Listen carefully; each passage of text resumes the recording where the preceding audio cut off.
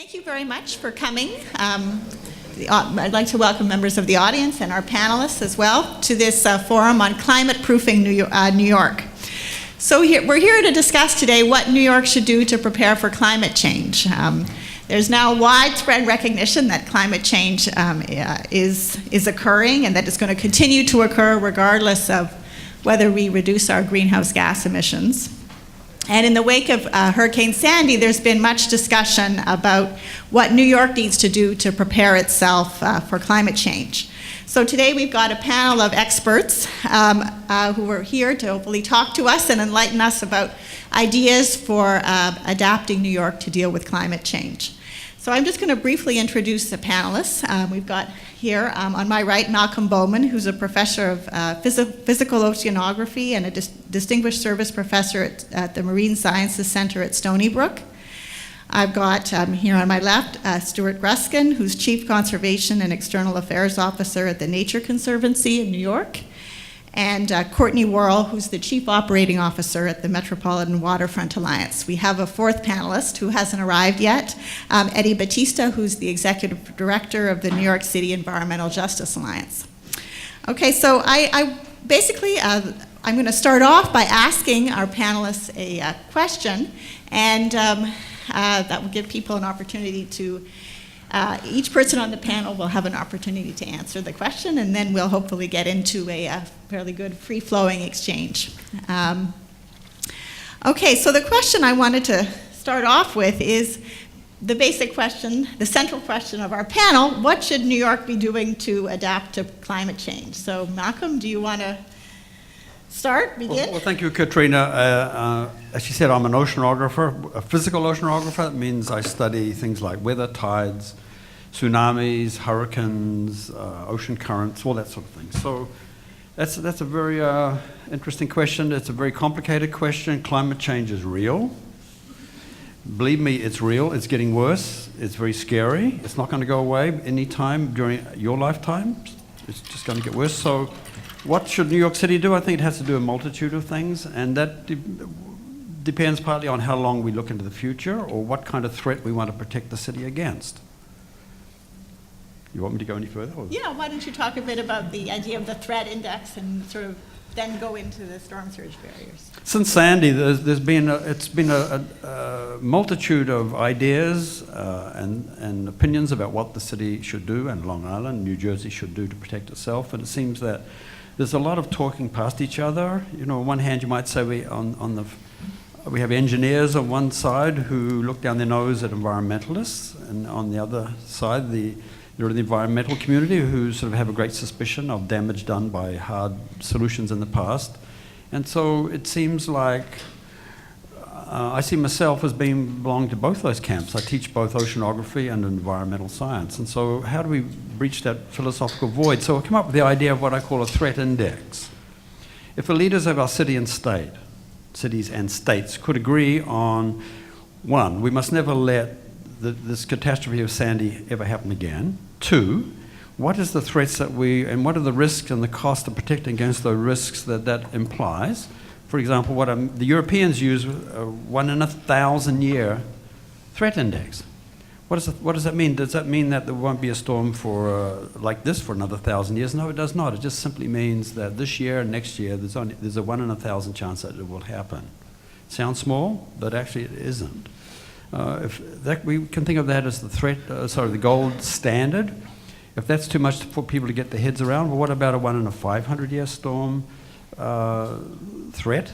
And then we can work our way down. 1 in 250 years, 1 in 100 years. You might say Sandy and Irene were 1 in 100 year storms. Then 1 in 50, 1 in 25, and there are different solutions in different places for all those threats. So I think the leaders, by that I mean Cuomo, I mean Bloomberg, I mean Christie, if they could agree, like the Europeans have done, one, it must never happen again, and two, we will protect our beloved cities against a 1 in 1,000 year storm, then we can start talking about how to do that. And did you want to maybe talk a bit about the storm surge idea? These are the okay. Very quickly, this is what's called a worst case scenario for flooding of Metro New York. Can you read that from where you are? under a hypothetical category 4, a bit unrealistic, category 4, this latitudes, hurricanes start in the tropics, they fade away as they go north.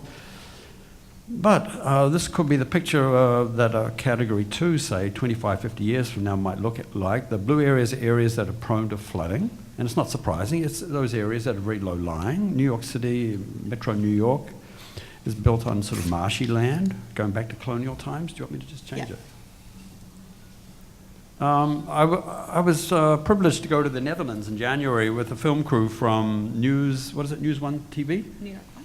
New York 1, and we spent 4 days in the Netherlands, that country that 25% of the land is underwater, is below sea level, and what they have done, they had a huge flood in 1953 that drowned thousands of people, and they decided at that point this must never happen again. Most of the coastline is actually protected by sand dunes, and that's what you see up the upper half of the picture. But and I'm just going to show you where that red arrow is how they enhance the sand dunes.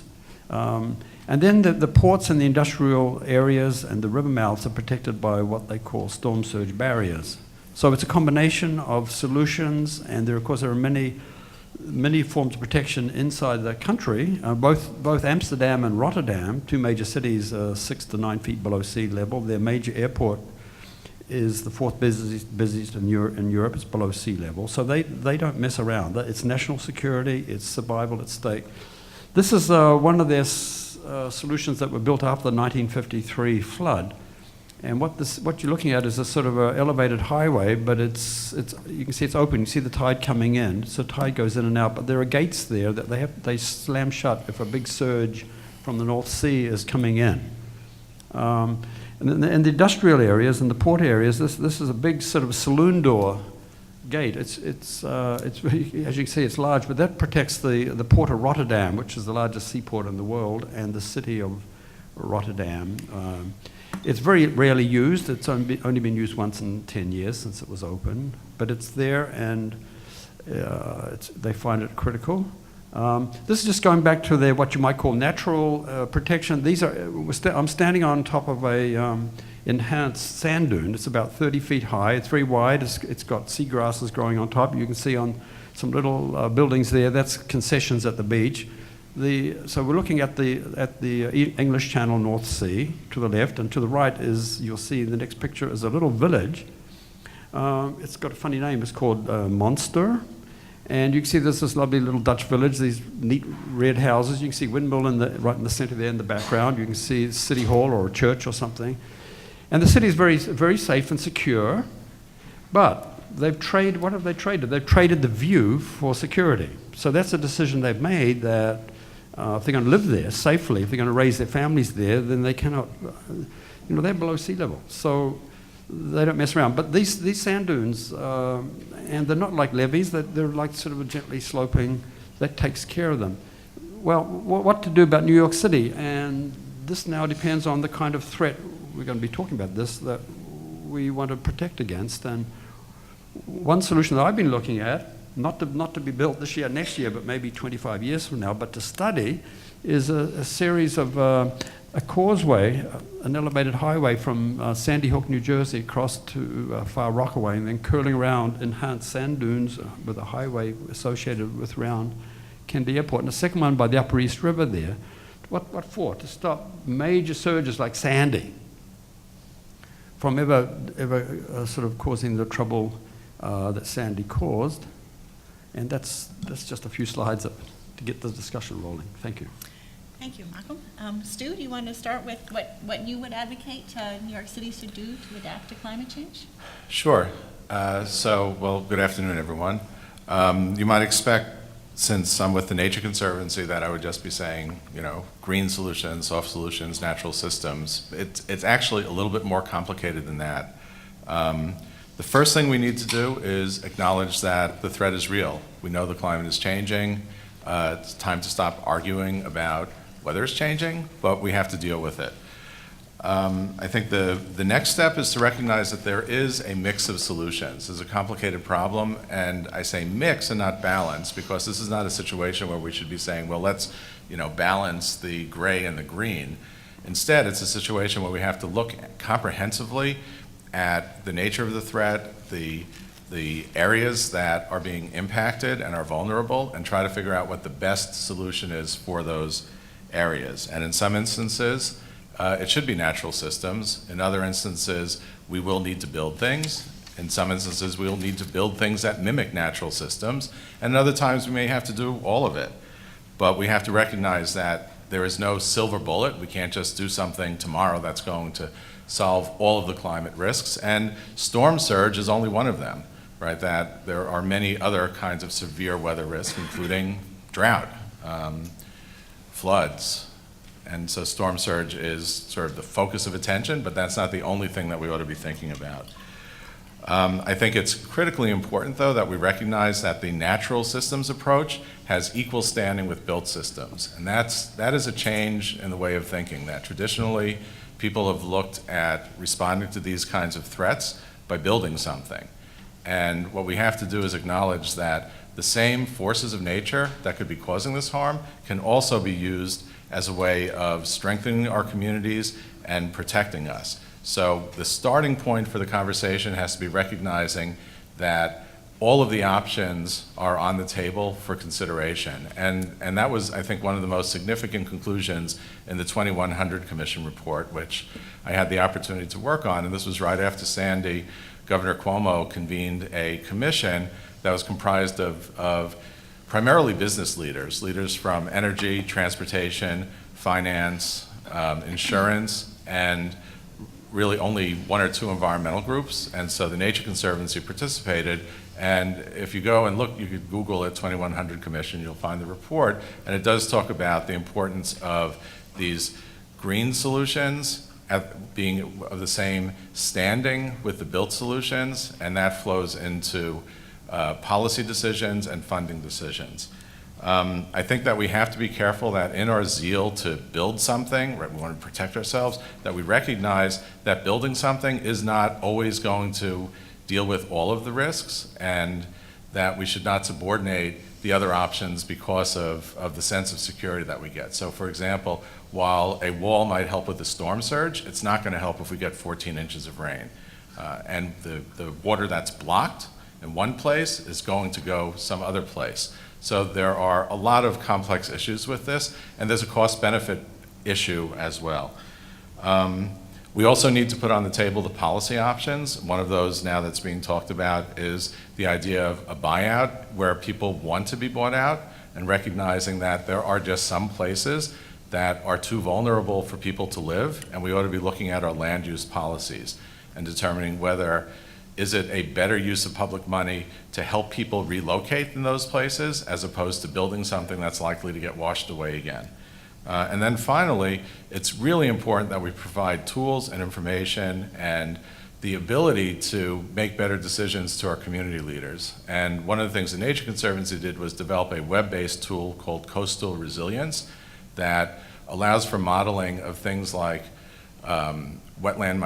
marsh migration, and shows the vulnerabilities of communities so that as people are making decisions, they take into account the need for climate adaptation. And I think this, I'll end with making the point that we need to factor into all of our decision making about spending government money, about land use planning, other government policy decisions, the idea that the climate is changing and that's going to have a lot of impacts in a lot of different ways, and it should be included in the review process for those decisions.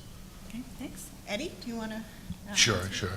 Before I begin, I wanted to thank NYU and Katrina for inviting me to speak. I'll be honest, when I first got the message that someone named Katrina was inviting me to talk about Sandy, I thought it was a gag, so I just wanted to thank Katrina for her patience in my reluctance in returning her call. I'm Eddie Bautista. I'm the Executive Director of the New York City Environmental Justice Alliance. That's a citywide coalition of community-based organizations from the city's most environmentally overburdened communities. We were founded in 1991 as the environmental justice movement started taking off in New York City.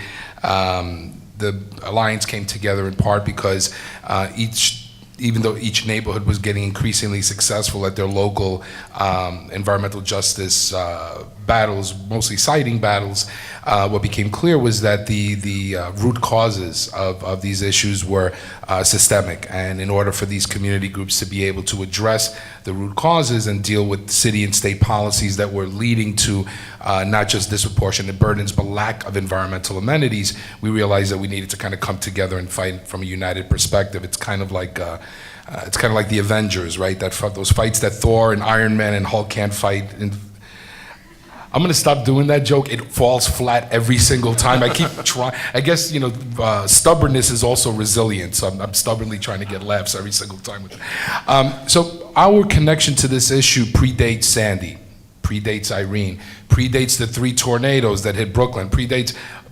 countless nor'easters, predates microbursts. Our connection goes back actually to the 90s. In the late 90s, New York City launched its a revision of its coastal zone management plan. In New York City, it's called the Waterfront Revitalization Program. The coastal zone management plan essentially divvies up the waterfront into like 4 basic areas, and the activities allowed in those areas are measured against the coastal zone management plan. So if you're a developer looking to build something in an area that's designated a natural section of the waterfront, obviously you can't, right? There was a classification added to the working waterfront designation called significant maritime and industrial areas. And this one, okay. Trying to do the build up before I show them the slide. So for us, the concern about these designations were that the SMIAs, the significant maritime industrial areas, were essentially city policy sanctioning the clustering and concentration of the city's heaviest industrial and infrastructure uses. Now, let me preface what I'm about to say by saying, we're not, our movement is not an anti-industrial movement. On its surface, these designations were essentially industrial retention policies, and we consider ourselves very much industrial retention advocates as well. Partly because if you look at the kinds of jobs that the manufacturing sector offers, our opinion, our feeling is it has to be some places in this town that working class people can still work and get paid a decent wage for a living. So, for example, the Economic Development Corporation did an analysis a few years ago, and of course it's a broad range of jobs that fall in this, but the bottom line is that the median annual income for manufacturing jobs in New York is about $60,000 a year. And so if you're looking at the kinds of work opportunities that communities that are not exactly college bound have at their disposal, 60 grand a year is not that bad, right? But we're also staunch environmental advocates, and we believe that this paradigm of economic development means environmental sacrifices. An old paradigm, it no longer works, can't work, and that in fact environmental protection and economic development are not only not inconsistent, but in fact need to coexist, right? So we started looking at these significant maritime industrial area classifications, and we started trying to develop reforms for these designations to be thoughtful, so that we're not looking at, again, codifying the disproportionate environmental burdens that these communities have faced for years. But if you remember who was running New York City in the late 90s, I will say that the only thing the Giuliani administration was more hostile to than environmental protection was civil rights. And you try to combine those two things and we were dead in the water. So, and of course, we weren't able to win our SMI reforms. Fast forward 10 years, Bloomberg administration launches its next revision, the Coastal Zone Management Plan. And with a more enlightened administration, one that's obviously committed not only to public health, but sustainable environmental practices, we thought we would have another shot. And so we started looking at the SMIAs, but what we had in 2010 that we didn't have in the late 90s were climate change analyses and toolboxes. So this is what we found. This is a map, obviously, of the city's waterfronts, and the dotted lines that you'll see are the city's significant maritime and industrial areas. There are 6 of them. From top to bottom, it's the South Bronx, Newtown Creek, which, by the way, is one of the 2 recently designated federal Superfund sites in New York, Brooklyn Navy Yard, Red Hook, Sunset Park, and North Shore of Staten Island. What was, I guess, probably in hindsight shouldn't have surprised anyone, but what was stunning to us was how every single one of these significant maritime industrial areas were vulnerable to storm surges. The orange that you see are our GIS overlays on top of the SMIAs. Before I get to that, just explain the dotted line is a half-mile buffer outside of the SMIAs. The black contoured lines are the actual SMIAs. We decided to do an additional buffer to kind of look at, we just use the usual kind of SECRA, State Environmental Quality Review Act, standard for measuring environmental impacts. It's usually a half a mile, so we decided to see what it would look like if we drew a half-mile buffer around the SMIAs. The orange, the overlay that you see, the orange portions of the map, are storm surge projections based on the New York State Office of Emergency Management. And so, of course, as you can see, forget Category 4, Category 1, nor'easters, we're vulnerable, extremely vulnerable to all sorts of severe weather events. So we decided to go even deeper and start examining some of the states and cities' environmental databases. And what we did was these are all the public databases. We started doing additional overlays, and we produced over 100 maps. Fear not, I'm only going to show you 2 more. This is a map of the SMI for the South Bronx. This is a map of those purple dots indicate the New York State Department of Environmental Conservation's database for chemical bulk storage. Basically, these are facilities that are permitted to handle up to 400,000 gallons of oil. About 17% of the city's entire these permitted facilities are located in the South Bronx, a community that has maybe 6% of the city's entire population. There are like I said, literally dozens of maps that show these clusters and how vulnerable they are to these SMIAs. I do want to point out that black square that you see, that is the Hunts Point Food Terminal Market, the nation's largest food distribution center. It's where I can throw all kinds of statistics. Let me give you one. 70% of the entire region's produce is handled through that spot. Right?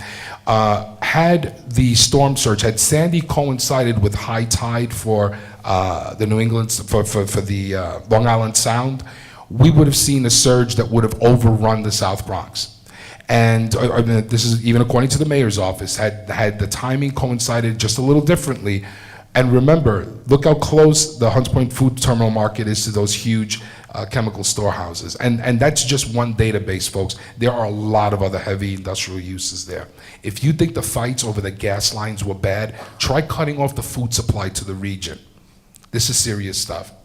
And, well, let me just skip. Did we give you the whole? This is just a map of the entire breakdown of census population, essentially of the number of New Yorkers that live within a half mile and are vulnerable to storm surge in the SMIAs. It's about 622,000 New Yorkers. Of those, 433,000 are people of color. We've got a bunch of other, linguistically isolated seniors. There's a number of other vulnerable population indicia that maps, and as I guess no surprise to anyone, closely to this. This is a map of the storm surge as it hit the Red Hook SMIA. If you guys know Brooklyn, these are the warehouses across the street from Fairway. As you could tell, these are daylight hours. You could see there are lampposts, street lights, and usually where the bay ends is right at the end where you see that walkway in the back. Again, daylight hours, and this is hours before the worst of Sandy hit. As you can see, the storm surge is sweeping through what is a building that has about 98% 98% occupancy rate of mostly light manufacturing uses. I'll stop there, but from our perspective, the issue of storm surge represents, when you look at from an environmental justice perspective, a clear and present danger that we've been urging the city since 2010 to grapple with. Thank you. Okay, thank you. Courtney, what do you advocate the city should do to adapt to climate change? All right, well, let me just do a little introduction. I'm Courtney Worrell from the Metropolitan Waterfront Alliance. We're an organization with over 700 businesses, consulting firms, volunteer organizations, and nonprofits that are all committed to the revitalization of the New York City waterfront. So we've, just like Eddie, we've been working on this for a long time. And in terms of what the city can do, I just want to put a plug in. The question about what the city should do about climate change, I won't talk about this extensively at all, but I want to make the plug for mitigation and adaptation going hand in hand. So that, I think that's very important. And in terms of what New York City should be doing about storm surges and coastal flooding related to hurricanes or other types of events, one thing is that we're very encouraged by the work that New York City is doing right now. They have committed to a program called the Special Initiative for Rebuilding and Resiliency. Mayor Bloomberg announced it a few weeks after the hurricane hit, and the final report will be coming out in May. And we've gotten a little preview of it, and it looks like it's been done very, very well. I think one of the reasons why it's done well is that it's involved an enormous amount of staff time. That New York City has reorganized itself for this temporary project, and many people at the top level of agencies in the city have been working on it. And the reason why that's important is it's a very complex problem, and we have to have, when you're working on a complex problem, good minds need to have enough time to think about it and figure it out.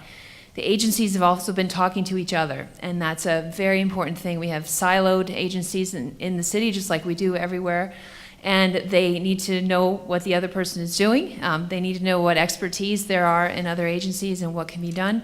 That looks like that's been happening very well. We also know that the city has been talking to a lot of organizations such as the Nature Conservancy, Eddie's Group, and others to find out what their best ideas are for coastal flooding. So what we know from what the city wants to commit to, at least now, the funding though is a big question, how to pay for all this. But there's a commitment to a very wide range of solutions. Everything from a few seawalls that they're thinking about near the Rockaways, but also many green solutions, and something also, which is pretty interesting, removable flood walls. There's a couple companies that do make flood walls that can be installed in anticipation of a storm, and that way they don't ruin the quality of life or the look of a neighborhood. And the question, though, with flood walls is that are removable is where to store them, who installs them. It's a similar problem that the police department has with installing police barricades during parades and that type of thing. So it takes an entire infrastructure to do that, but that's one solution. So anyway, we're really encouraged by what we see. I think that one of the larger recommendations that we've had for a long time, and that is now even more apparent, is the city does need better governance of the waterfront. And with this plan that's going to come out in May from the city, it's clear that there's a question of who's going to implement it, who's going to put this in place. There's not one agency committed to climate change. There's no one agency committed to the waterfront. So we've been advocating for a long time for a Department of the Waterfront for New York City, where most of the waterfront jurisdictional issues, maintenance, repair, long-term planning can go into one agency, and there can be coordination and good implementation. And I just want to say also, though, that there have been many things that are needed for the waterfront, and we've seen as important for the waterfront for a long time before the hurricane. The key word here is revitalization of the New York City waterfront. We have a waterfront that has been changing rapidly over the last 50 years. Much of the port activity that was in New York City has been relocated over time to New Jersey, and that left a lot of open land that can be used for a whole host of things. Now, what are we going to do with that land? Well, what we've been working on for the last 10 years or so, and 5 years as an independent organization, is bringing more boats, more ferry service, more waterfront parks, more areas of the city that are preserved for natural uses, or wetlands preservation. But also, importantly, we have to protect the industrial areas of the city, like Eddie mentioned, and we have to notice that there still are very important port activities that go on in the city that support the overall port activities in New Jersey. There's a symbiotic relationship there. And all of those priorities are still as important now as they were before the hurricane, but we can't lose sight of them.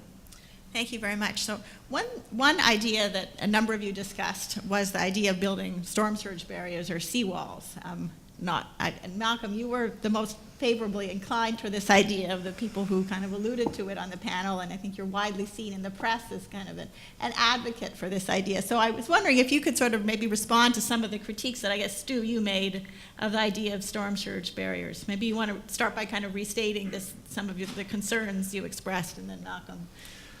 Can Well, we address them? Without taking a position on whether a storm surge barrier might or might not be appropriate in a particular place, storm surge barriers are designed for one type of purpose, which would be to guard against surge. There are other threats that a storm surge barrier would not help with. So I think if we're going in and going to be spending some potentially tens of billions of dollars on taking this kind of step, then we should recognize what we're actually going to be accomplishing. There are some other issues with storm surge barriers. There are environmental impacts that have to be taken into account, and doing the permitting for it would require a look at all of that, the impact on not just the aquatic environment, but also the impacts on other places. And I think I mentioned before that if the water hits the wall, it's going to go somewhere else, and it's going to impact other communities. And one way it was described to me is that you could have a storm surge barrier that might protect lower Manhattan, but it could actually cause flooding in other areas that may not be as wealthy. And it's, to say, well, the cost-benefit analysis is that the damage in lower Manhattan is going to be so much greater than the damage in some other community, which may be a community that's already disproportionately burdened. That's not a good way of making public policy. So I think that from an engineering and science and public policy standpoint, and the question of how do you spend public dollars most effectively, that there are issues that need to be addressed if you're going to look at storm surge proposals. Malcolm? No one's proposing that storm surge barriers be constructed this year, next year, or even in the next maybe 25 years. But now is the time to start studying all the effects that Stuart just talked about. If we had a barrier system like I showed in that slide for New York City in place, I have to tell you there would be no flooding damage within that circle of protection from Sandy. That doesn't mean to say there would be damage. Of course, there'd be damage on the South Shore, Long Island, down the Jersey coast. Stuart also mentioned the question of what you might call sidewash. If you put up a barrier suddenly, that storm surge has to go somewhere, and it's going to may cause damage elsewhere. That's the question that I receive. That's the most common question I receive. Now, I'm a fluid dynamicist, and I study these questions closely. We model these problems. And it's not really the case. So you could talk to the Dutch, to the Russians, to the British about this, because what happens is that we have very excellent weather forecasts these days. If there's a hurricane coming up the East Coast, you know a couple of days beforehand, and you would close the gates at the low tide before the surge hits. That means the water is 6 feet lower than it might otherwise be. And then the barrier, the surge that's driven by the winds from far offshore, it senses that the barrier is there, and that surge doesn't come in. This is not a lesson in fluid dynamics now, but it's not as serious as Stuart makes out. So I'm saying now is the time to start planning and looking at all the pros and cons. Of course, there are many issues. There are engineering issues, there are environmental issues, there's social justice issues, legal. I was interested in Eddie's maps. I mean, they're very dramatic and scary when you're starting to mess with the danger with the food supply of the city or the water supply of the city. But it's interesting, the New York City maps always leave out New Jersey, and it's as if it's another planet. It does not exist, and yet New Jersey is in a worse situation than New York in terms of its low elevations. You think of the Hackensack Meadows, you think of Port Elizabeth, Newark Airport. So we have to look at this as a regional solution, and nature does not recognize any political boundaries. So dealing with New York City, that's always a gray area that you showed, Eddie, and it's a strange thing. Just one other little point about Mayor Bloomberg's people are claiming that in the next 20, 30 years, the population of the city is going to increase by 1 million. And most of those immigrants will be people probably in lower socio-economic classes. If you look at the outer boroughs of Brooklyn and Queens, 2 to 3 million people live less than 6 feet above sea level.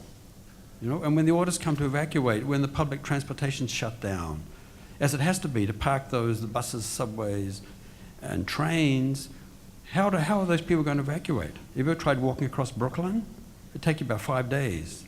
pushing granny in the wheelchair and a baby strapped to your back. So these are big issues of evacuation, how to handle all these. We often think of Manhattan as the area most at risk, but I keep saying, we have to look at those outer boroughs. I'm not going to opine on specific barriers. I mean, I think it is complicated, and I think it's a kind of conversation that you can't preempt. You need to at least have something specific to react to, right? You can't really. And I'm not an engineer. I'm even less a fluid dynamicist. That's what I'm none of those things. I have heard some of Stu's concerns, which is, storm surge is essentially a wave of not just water and wind, but it's energy, right? And energy, doesn't, for basic physics, right, doesn't disappear. It's going to get redirected in some way, but I think it begs the question of further analysis, and I think that's what's interesting though is, and Malcolm's point is correct about, storms don't respect, political boundaries, right? And that's one of the reasons why we drew those contours, because, those SMIAs, nothing's going to stop at the end of that, contour, right? About a month after Sandy hit, we convened, I think, the first regional environmental justice summit on December 1st.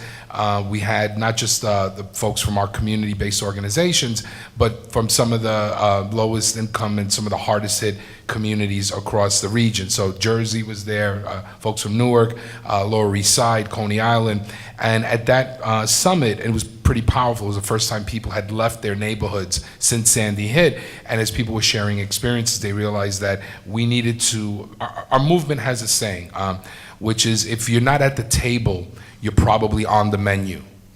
Right? So we realized that with Sandy's recovery, the 50 billion, which by the way is no longer 50 billion, no, people aren't recognizing because of sequestration. We're really talking about 47, 46 billion. So the circus continues in DC. But we realized that with that amount of money coming in, and literally decades of rebuilding and recovery work, we needed to get our act together. On January 26th, we convened a large, what we're now calling the Sandy Regional Assembly. Close to 200 people from the 5 boroughs, Long Island, Jersey, came together. We're about to release the outcome of those. We got like 25 pages of just brainstorming. We're going to release that agenda next week with the intent on sharing this agenda with the mayor's office, governors, and the federal task force. I will tell you what was pretty striking that day is, out of those nearly 200 people, like one person talked about the storm barriers.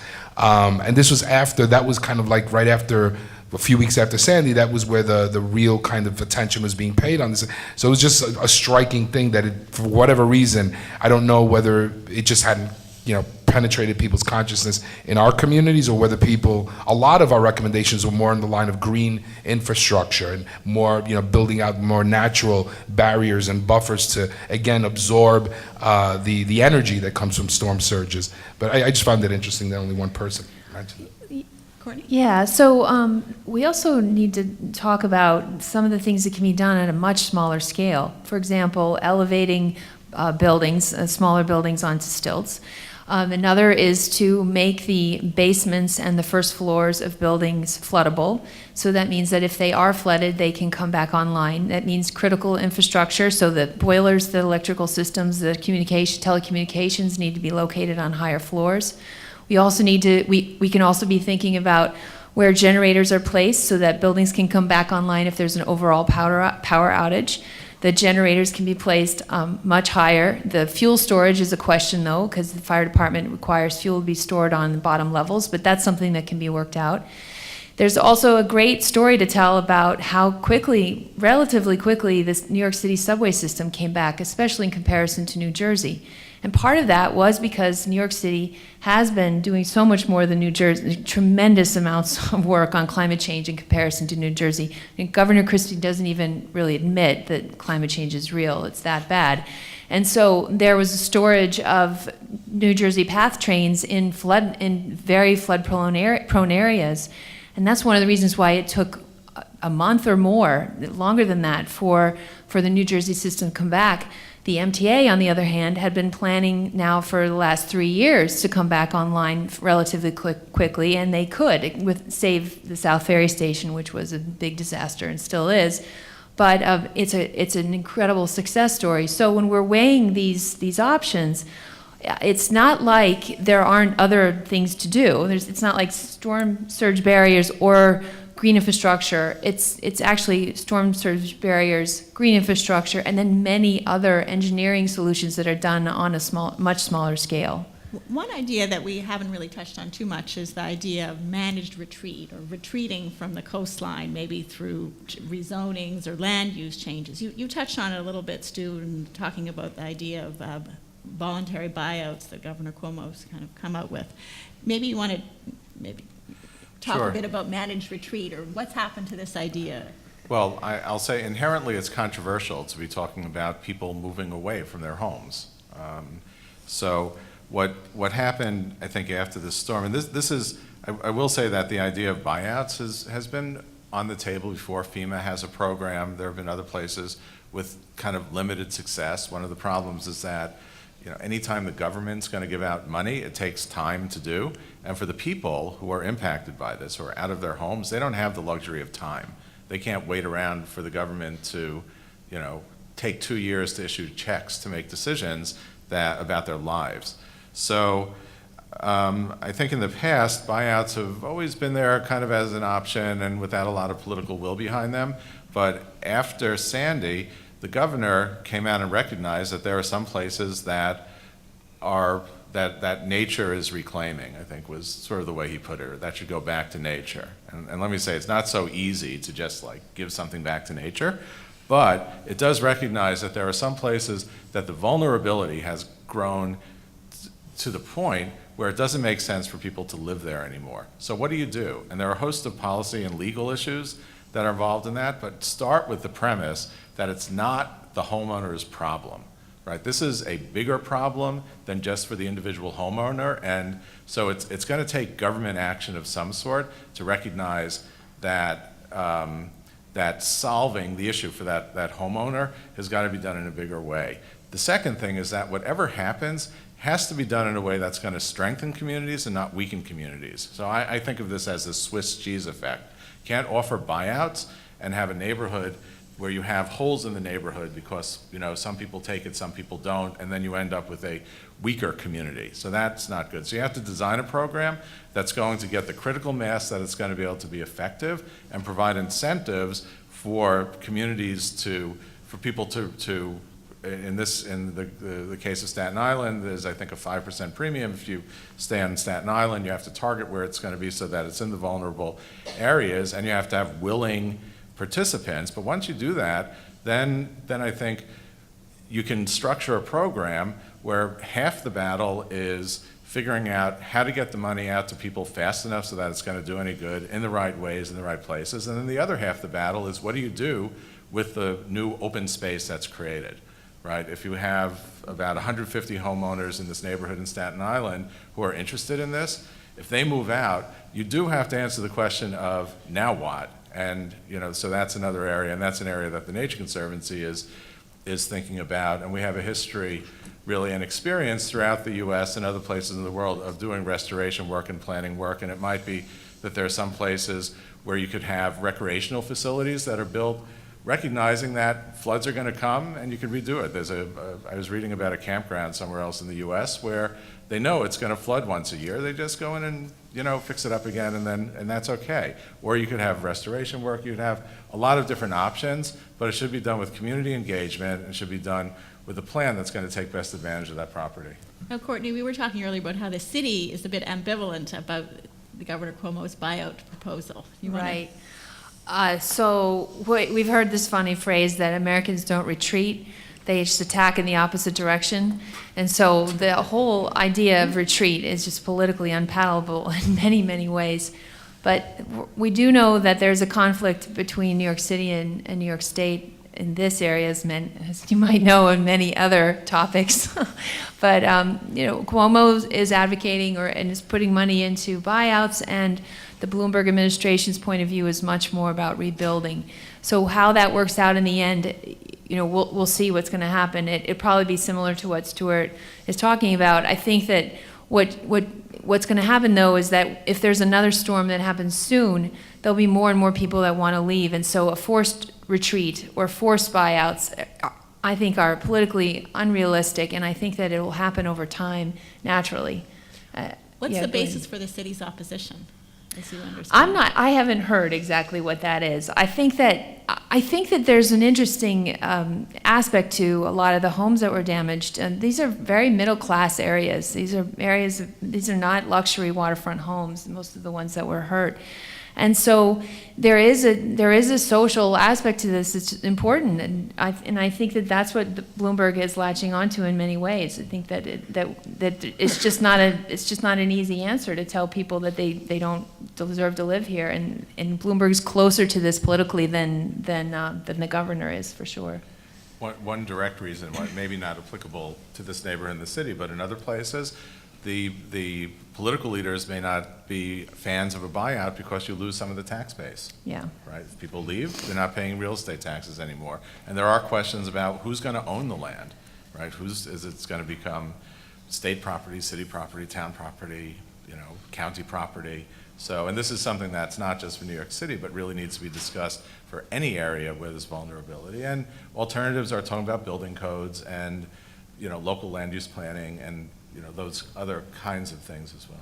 Well, and I just wanted to say also, just talking about Malcolm's point, which is really good about establishing a threat index. I think one of the reasons we don't hear about that is that it's also politically unpalatable to talk about risk with the electorate. Who wants to be told which American out there wants to be told that they can't do what they want to do, and that if you build something, it might not actually last, or you might be at terrible risk? No politician is going to get up and talk about that. So I think that there is an overall understanding within the expert, within the city of the people who are studying this, that yes, risk analysis is extremely important. But I don't think we're going to hear about it in the press very much at all. So I'd like to open it up to the audience for questions. The event is being recorded, and so you should wait for a microphone to come to you. But if you do have questions, please lift up your hand and say who you are. Beginning. Up here. Hi. Oh, I can stand.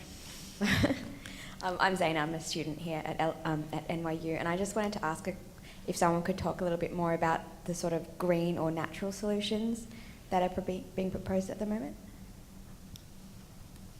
I think that's yours, Stuart. Okay. Well, so depending upon the area, there are going to be different options. So for example, talking about coral reef restoration is probably not a good option in New York City. On the other hand, talking about oyster reefs, which, one time New York City had lots of oysters, is something that ought to be on the table for future discussion. One of the things I like about oyster reef restoration is that it's dependent upon the water quality being improved, and so we're not quite there yet with improving the water quality, but we should get there, and then we can look at oyster reefs as a way of breaking up the wave action before it gets onto the shore. And I'm less of a fluid dynamicist than Eddie is, even, or an engineer. I'm a lawyer, so engineering, forget about it. But I do know there's a difference when you talk about the impact of the waves coming in. One type of impact is the water. That's going to lead to floods, and the other is the force of the waves coming in. If you can break up that force of the waves further out by having reefs, whether they're natural or artificial, then that provides some protection. And there are all kinds of proposals for creating artificial reefs or using oysters and creating reefs in various places in New York that might break up the wave action. There are other places where you might be able to build up the dune system, and again, not necessarily in all of New York City, but in areas that were impacted by Sandy. And let's remember, we had severe flooding with Irene and in upstate areas. So, apart from building something that's going to actually block or absorb water that's coming in the force of the water, you can also have wetland restoration and open space protection that basically acts as a sponge, and that would absorb the water and restore the natural systems to do what they're supposed to be doing to mitigate against flood events.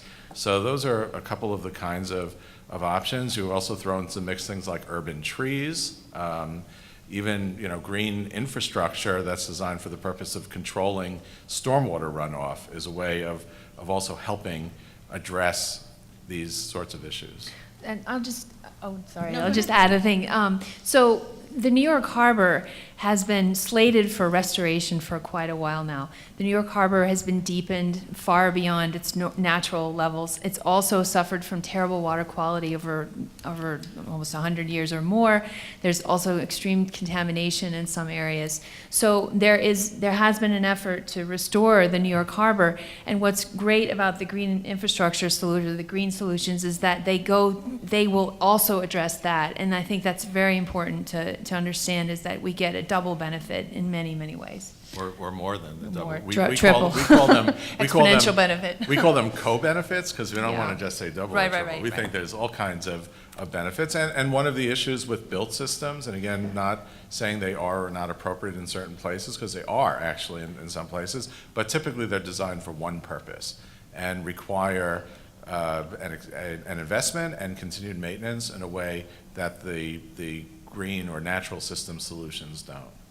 Malcolm, I'm just curious, how would you, in light of your discussion of the threat index, how would you see sort of some of these natural solutions like oyster reefs or dunes? Well, I think they're all important, but you have to be realistic about it. Like the experience in coastal Louisiana and Mississippi, following Katrina, is that you need a huge area of wetlands to absorb a surge. And I hear figures like 15 miles wide to absorb a foot of surge. So it's not something that just growing a few seaweed fields around Manhattan is going to do very much at all.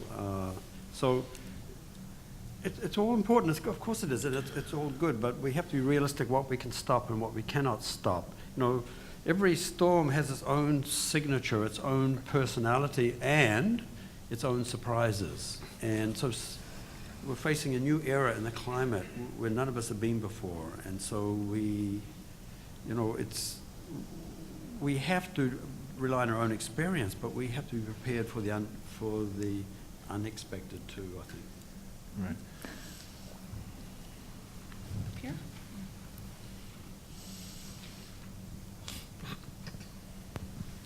Thanks, everyone. I'm heartened to hear about the coalitions and sort of collaboration between regional groups and even acknowledging New Jersey, that sort of thing. I'm just sort of curious who you folks don't think are showing up at the table and that might be targets of advocacy for us as New York City residents.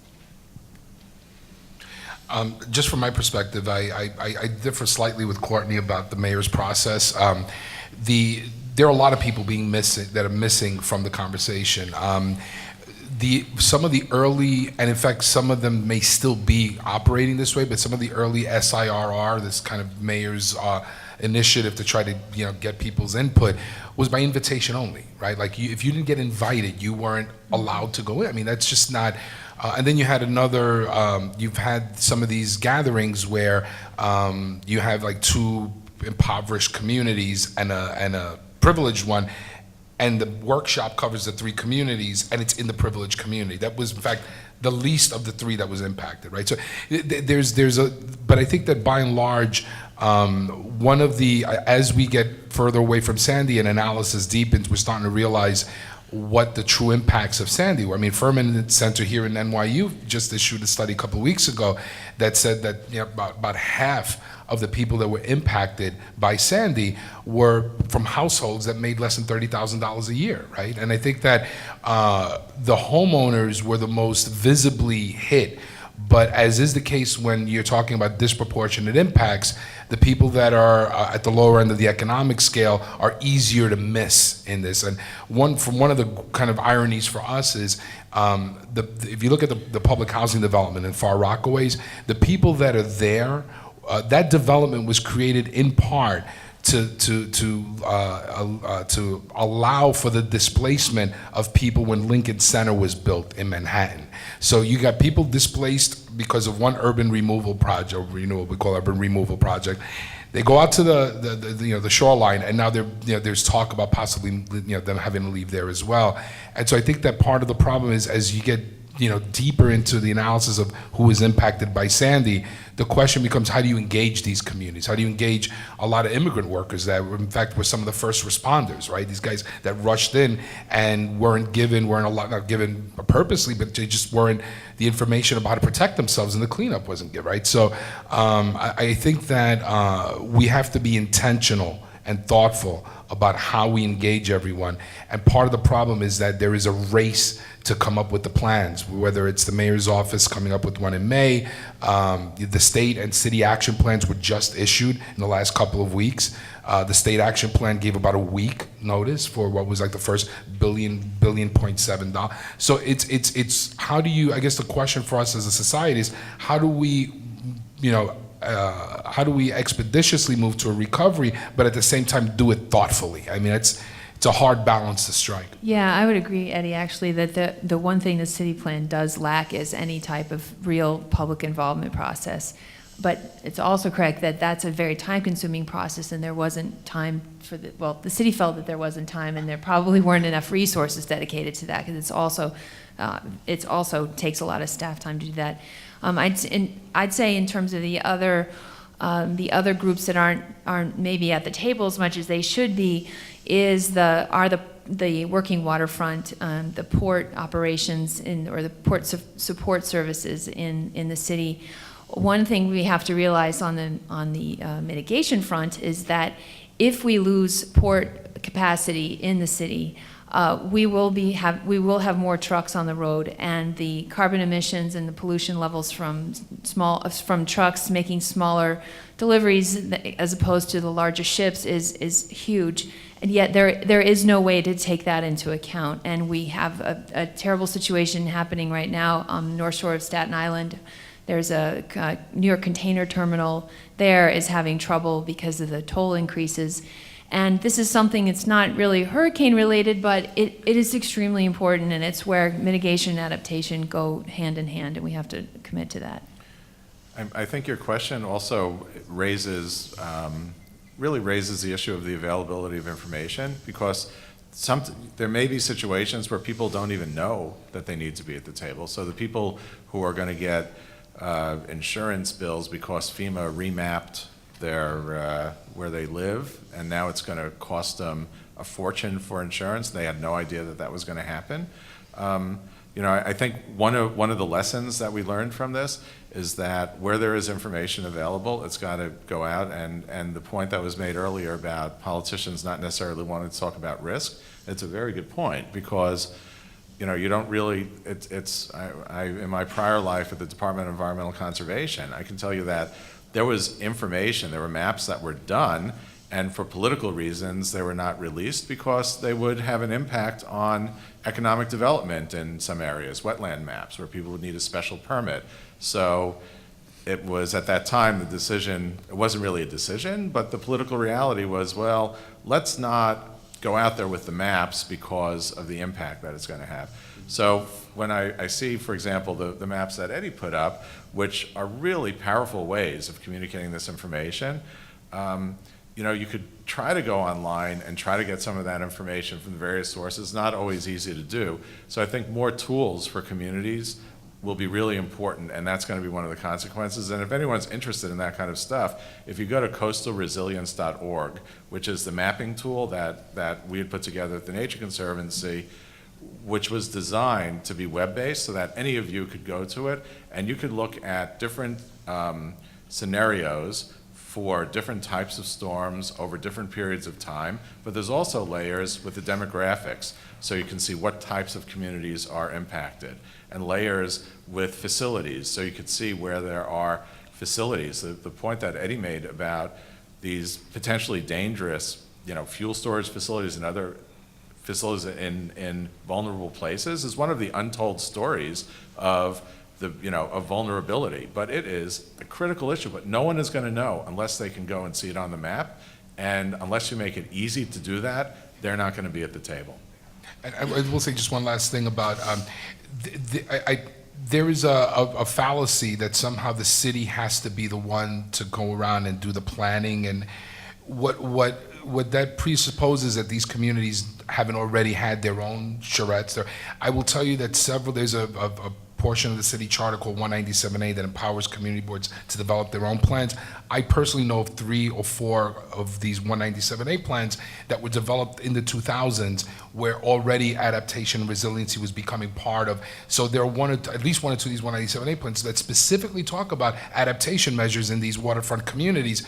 The city's not going back to so there's a reinventing of the wheel, in part because if the city's controlling the debate and the conversation, no one knows what these different SIR workshops, and there's no commitment by the city to tell New Yorkers, this is what people said at these workshops. All of it is one way, that information's coming, and then the city's gonna take that, develop a plan in May, and there's gonna be no way of knowing what low-lying fruit they decided to pick from and ignore. And that's part of the problem, is that if there are communities that have already done some analysis and done some planning, why not, pick from some of those sources, right? Especially if it's a plan that had to go through some public review. Questions? Maybe some from behind. Hi, Denise, I have a comment on what Eddie just said and a question. Yeah, the low-hanging fruit. The entity known as MOS, the Municipal Art Society, which is a wonderful organization, they were the folks that were very much involved with volunteers, with what should have been a citywide community effort. So to get probably a better picture for those who are interested, and we all should be very interested, contact MOS before you go to the city. In 1978, which was maybe a really good year because that's when the state put together a group of politicos to look at what a Irene would do, what a Sandy would do. And year after year, they would convene and they would put out reports. And then those reports in 06 and 010 started to use the word urgent. Whoever on the panel is familiar with these reports and would like to speak to why Cuomo post-Sandy said, well, like to kind of paraphrase, we really wouldn't have known what to do with them, which as far as I'm concerned, I'm a business person and I believe truly in the economy and the environment being mutually inclusive. That's a lot of crap. We knew this was coming for too many decades, and the politicos, as Stu knows, he was at DEC. He worked right there with Granis. Ignore and ignore and ignore. Thank you. Okay, so I have something to say. I think part of that is that the national debate on climate change is in its infancy still, and so it's hard for politicians to go out and talk about it, and it's really hard for the agencies. Bob Yarrow, who is the executive director of the Regional Plan Association, said before the hurricane that it takes 2 disasters for people to wake up and understand and accept the fact that climate change or any other type of reality is happening. And we've had 2 now, so I think things are changing. So it's a good question because there's no doubt about it. There's been plenty of information out there. When I was at DEC, we put out the Sea Level Rise Task Force report. It was one of the very last things that came out at the end of 2010 that was pretty clear about what the impacts of sea level rise would be. We've had no shortage of emergency management drills and reports and so on.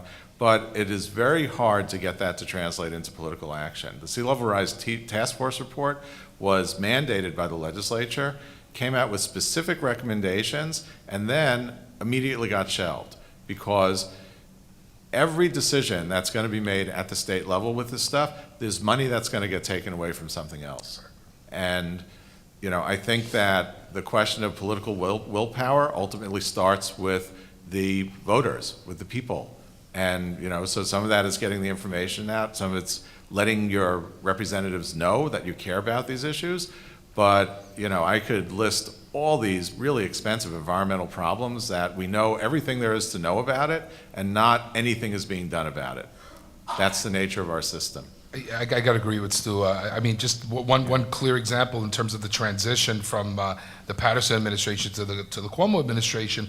There was a climate change adaptation plan that was put together that took a year. It was convened by all the state agencies, a large number of external stakeholders. I know because I was one of them, and in fact the advisory group advised that we move the date of when a governor would sign that action plan from the end of the Patterson administration to 3 months into the Cuomo administration to make sure that the incoming governor the governor never signed it. And this plan was given to him in 2011, 2012, I forget. So, and then when I heard about the 2100 Commission, or 20, if I forget the number of the commission, it was mind-boggling to me because I was like, wait a minute, the state went through this whole process. Why are they not, and I'm assuming that they did, but there was a bunch of hard work that went into this that wasn't acted on. And I think that part of the problem is Stu hit it right on the head. It's about money, right? So, for example, the Bloomberg administration, it's hard, and I could say this because I directed city legislative affairs for the Bloomberg administration in the second term, and there's nothing quite like doing this work when times are flush. When the city had not deficits, but actual, we had extra money, that was when we came up with Plan YC 2030. I can't think of a better time to plan and direct money than when you're sitting pretty on. But what happened was years into that, after when the third term hit, we had this enormous recession, and one of the great ironies is the Bloomberg administration tussling with the state government over the sea level rise report because it was no longer a flush situation for the city, and they recognized that what they would be on the hook for was very expensive mitigation efforts so all of a sudden the very administration that was like the lead on sustainability was now in a defensive posture over a sea level rise report that they were saying, and they would never say this publicly, but we know behind the scenes it was about the bottom line. So yeah, what frustrates all of us is the problem of this is a political system, and at bottom you have politicians and limited budgets, and those things are bad combinations. But that's the reality of our system. But I would also add to that the other bottom line is there's a lack of data about and a lack of concrete. I don't mean that. I mean. I don't mean that. I mean the figuratively. A lack of concrete solutions. I mean, my read of the state's sea level task force report was that it called for a lot of research, and it had some ideas, but there wasn't a specific plan for particular neighborhoods or for areas, and it wasn't an implementable plan in terms of it wouldn't have really protected anybody if it had been fully funded. It would have allowed the process to start, but the data wasn't there also. There's a lot of research that's still needed. To some extent, yes, it would have started that process, but it would have also put some requirements to the law about the way decisions are made, which is the part that I forgot, Eddie, that you guys, should I say? No, I had left. You were gone. I wasn't there. But there was a big fight disavow about it. But I don't think we should lose. There are some things that we can do that are free. It doesn't cost anything to change the way you make decisions, right? It doesn't cost anything to put into the seeker process for you environmental lawyers out there, but to put into the environmental review process climate adaptation as being just as important as the other impacts. So, talking about hiding bad news, in 2005, the New York Times published an op-ed piece I wrote, and this was just after Katrina, and I titled it, New Orleans has drowned, is New York City next? And the editor said, Malcolm, you can't do that, it's too provocative. And so they changed the title to A City at Sea, which kind of shocked me as a matter of principle that the New York Times would kind of censor, if you like, an op-ed piece, which is just that, in somebody's opinion. So that was kind of interesting. Over here? Well, she has the mic. Oh, okay. I have a question on climate change risk and mitigation measures. In today's Times, it was reported that Governor Cuomo is worrying about climate change risks to New York State's infrastructure. And this relates to the question of how we can mitigate climate change by transitioning more quickly to renewable forms of energy rather than viewing natural gas as a bridge to a low-carbon economy. A couple weeks ago, Mark Jacobson, a professor of environmental engineering at Stanford University, released a proposal for powering New York State with 100% renewable energy by 2030. This relates to electricity generation, heating and cooling, and transportation. And it was reported in the Sunday Review by Elizabeth Rosenthal in her article, Beyond Oil and Gas. So my question is, what can we all do to support a more rapid transition to renewable forms of energy and to avoid the natural gas build-out, which unfortunately is being promoted as a cleaner form of energy, even though life cycle assessments of fracking indicate that the greenhouse gas emissions, especially methane, are equal to or greater than that of coal, which means that natural gas is part of the problem and not the solution. On this panel, I guess we focused a lot on adaptation, but if you want to speak briefly. Well, yeah, and I don't work on mitigation, Yeah. unfortunately, but from what I've studied, and I know that I feel like the national solution, which is extremely unpopular, is the carbon tax. I think that's one of the primary ways to get things moving. So that's really all I can probably say without. Certainly at the law school, Yeah. we've had a lot of discussions about renewables and financing renewables and use of carbon tax or cap and trade program in other settings, and we will undoubtedly have more. But if people have other questions? Yeah. Hi, I'm David. I go to school here at NYU Law. I guess one thing I haven't heard too much discussion about today is preservation as we adapt. I think that despite our international reputation, New York City is actually very much a city in some ways that doesn't like change. I mean, it's a big city and it's a bustling city, but we also have a really strong sense of neighborhoods and a really strong sense of history. I mean, you can't build in Lower Manhattan in a lot of cases without going through a lot of different neighborhood commissions and preservation commissions, and that's not a criticism. I think it's a deeply ingrained value in the city. And so I'm wondering how we go about adapting to climate change and flood prevention vis-a-vis that value of wanting to preserve our sense of communities and our sense of histories, even preserving our old buildings that are very vulnerable to flooding. I mean, how much, and not only that, we've got all this probably recalcitrance and reluctance to relocate, but we also got an increase of 15% roughly, or 13% roughly of the population within the next 20 years. I mean, how do you not account for all this historical preservation, this reluctance to relocate, and the desire to, and there's the sheer population influx that's coming our way?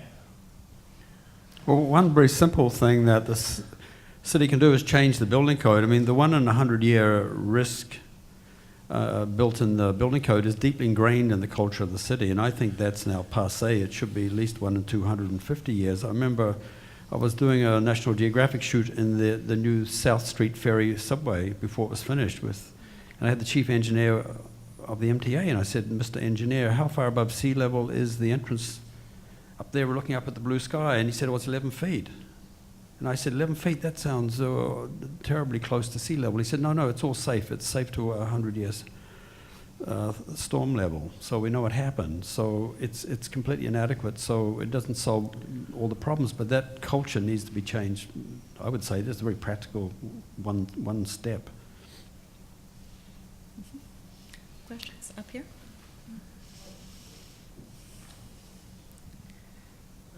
Hi.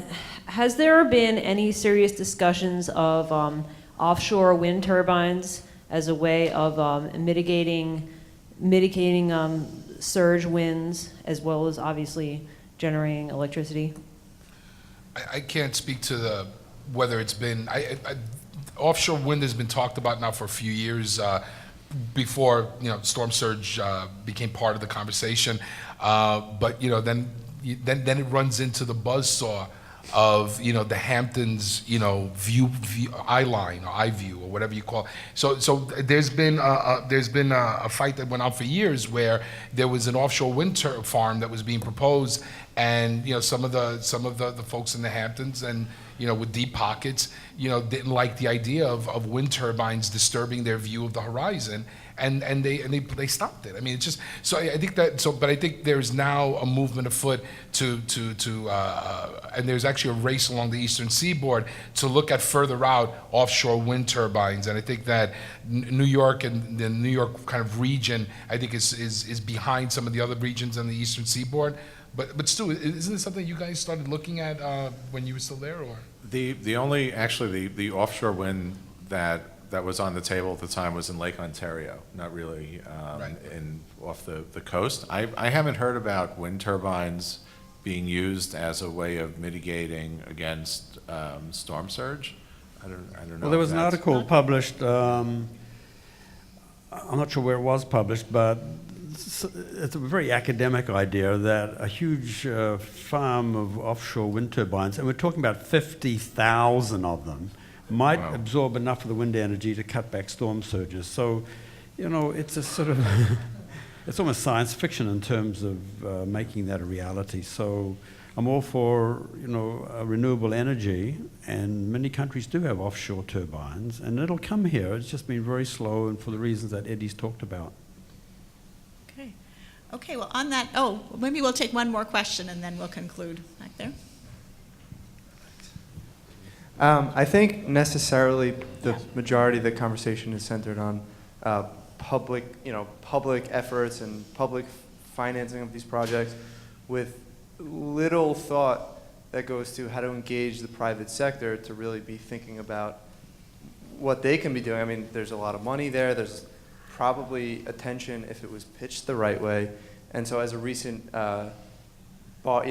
recently admitted to the bar and beginning my career, how do you encourage real estate developers or people who are making these decisions as these major policy decisions are pending to, I just don't even know where to begin looking at, what agency they need to be thinking about engaging, and where does the process go? Do projects just get put on hold between now and, I'm just curious what your thoughts are. They're being built. Yeah, decisions are being made right now that may not reflect the most progressive strategies. That's exactly the question that we've asked, and one of our solutions is the Metropolitan Waterfront Alliance is going to be spearheading a program to develop waterfront design guidelines. And from that, a waterfront building council modeled off of the U.S. Building Council to reward developers who go above and beyond what's required for resiliency, for access to the water, for boats and people to access the water, and for restoration, for ecology. So, and the hope is that if that gets put into place, that will also be another impetus to put these requirements into the code and into the regulations over time. So there isn't consensus right now among the agencies. So who you would send a developer to, I think that right now the major agency that would have the most to say and would be most progressively thinking about it actually is Region 2, Department of Environmental Conservation from New York State. They ultimately have the final say in how waterfront projects are developed. I'll tell you, the private sector is actually very engaged in this issue, not necessarily because there's like great environmental thinking, but because as a practical matter, it is impacting on their business in a big way. So whether if you're an insurance company or a real estate developer where you need to get financing and you're in a vulnerable area, or you have a waterfront business that is looking to expand and you can't get your financing without addressing these issues. So there's lots of ways that the private sector is actually, engaged. Even on the buyouts, there's the reason that some people are going to leave these areas is because they can't get insurance and they can't get mortgages. So they're not going to have a choice. They're going to have to go, which is not very good public policy, but these business decisions and the impacts on business are going to be influencing a lot of the policy decisions that are going to get made. I would say also that I wouldn't worry about the private sector. They've been, the mayor has a climate adaptation task force. They've been around for a few years, and there has been a hazards mitigation model that's been worked on by the mayor's office of sustainability, and real estate is heavily represented there, and they're heavily being engaged with. Just a couple of years ago, the SEC passed a new regulatory, a new requirement that for shareholder resolutions that, if you're a waterfront-based business, you have to provide for your shareholders your adaptation plans. So the private sector has been on this, and it's been on this for a few years already, and and of course, it's all about the insurance sector. I mean, really, insurance is going to be what's driving all these solutions as we go forward. Okay, so I'd like to end now, but if the panelists want to just, for 5 seconds, conclude with one one final thought? You don't feel required to do this, but if you want to take 5 seconds to Sure, leave us 5 with seconds. one thought. I think the thing that a lot of people forget about, but Stu mentioned it, is we need the data. We need the research and the data to tell us, to guide our decisions. I can't explain how important that is and how overlooked it is. So between the 2100 Commission and the other things the Nature Conservancy has been involved with, I've been thinking about this a lot. And one point, which goes back to my law school days, is to recognize that nature is actually not what's causing the damage. The proximate cause, I hope I'm using that the right way. I'm teaching towards, yes. Okay, good. You can correct me if I'm wrong. But the proximate cause are the decisions that we make. The decisions that we make about where we build things, how we build things. That's what has resulted in the damage. And we have an opportunity now, going forward, to be making different kinds of decisions, knowing what we know about the changing climate. And that's the opportunity we really need to seize. And I would just say law students and recent grads just, pay attention, because the world has changed. Adaptation, resiliency. Nobody was talking about this outside of the folks involved in the work a few years ago. And now we're telling young people of color in all our neighborhoods, this isn't part of the new language. You have to get, facile with this, right? So pay attention, guys, because it's going to be rebuilding in this town for decades. And hurricane season is just a few months away. And I hope as a city, a state, and a nation, we become more proactive in addressing these problems and not just reactive, not just cleaning up the mess after it happens. Forward-looking, progressive, optimistic, and we've sort of become stuck in many ways. It's very discouraging, and the country's lost its confidence in many ways. We've got to get beyond that so we can face the future with good expectations. Well, thank you very much on that optimistic note. I think it's optimistic. We'll end for today. Thank you.